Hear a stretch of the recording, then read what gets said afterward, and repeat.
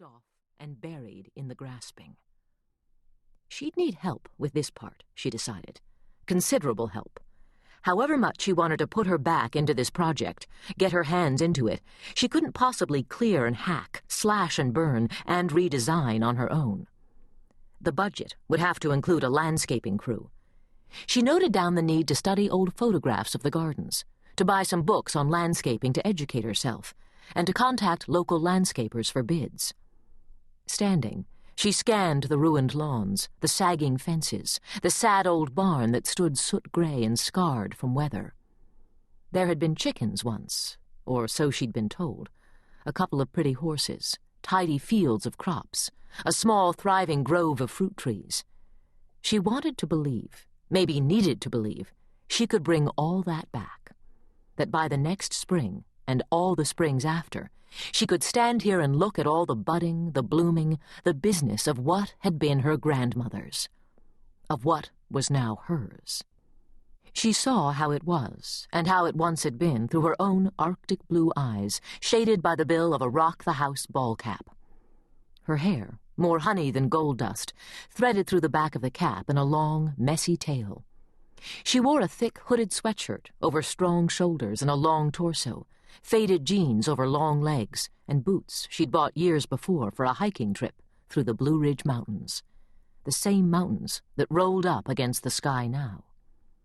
Years ago, she thought. The last time she'd come east, come here, and when, she supposed, the seeds for what she would do now had been planted.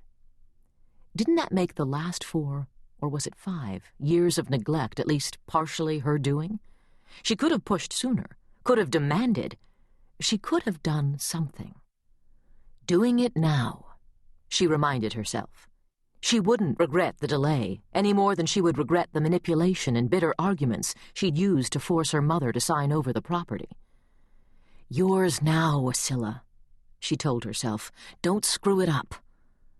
She turned, braced herself, then made her way through the high grass and brambles to the old farmhouse where Janet Hardy had hosted sparkling parties, or had escaped to between roles, and where in 1973, on another steamy summer night, she took her own life. So claimed the legend. There were ghosts. Sensing them was nearly as exhausting as evaluating the ramshackle 3 stories, facing the grime, the dust, the disheartening disrepair. Ghosts, Cilla supposed, had kept the vandalism and squatting to a minimum. Legends, she thought, had their uses. She'd had the electricity turned back on, and had brought plenty of light bulbs along with what she hoped would be enough cleaning supplies to get her started. She'd applied for her permits and researched local contractors. Now, it was time to start something. Lining up her priorities, she tackled the first of the 4 bathrooms that hadn't seen a scrub brush in the last 6 years. And she suspected the last tenants hadn't bothered overmuch with such niceties during their stint. Could be more disgusting, she muttered as she scraped and scrubbed. Could be snakes and rats, and God, shut up. You're asking for them. After 2 sweaty hours and emptying countless buckets of filthy water, she thought she could risk using the facilities without being inoculated first.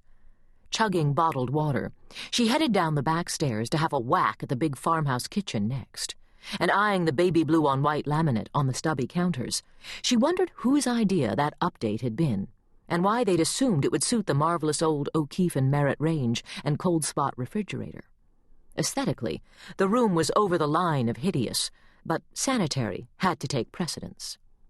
She braced the back door open for ventilation, tugged rubber gloves back on, and very gingerly opened the oven door. Oh, crap. While the best part of a can of oven cleaner went to work, she tackled the oven racks, the burners, the stovetop and hood. A photograph flitted through her memory.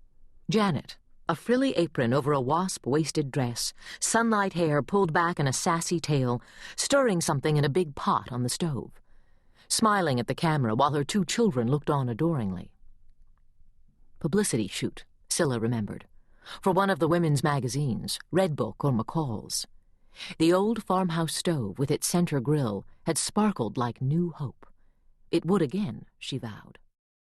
One day, she'd stir a pot on that same stove with probably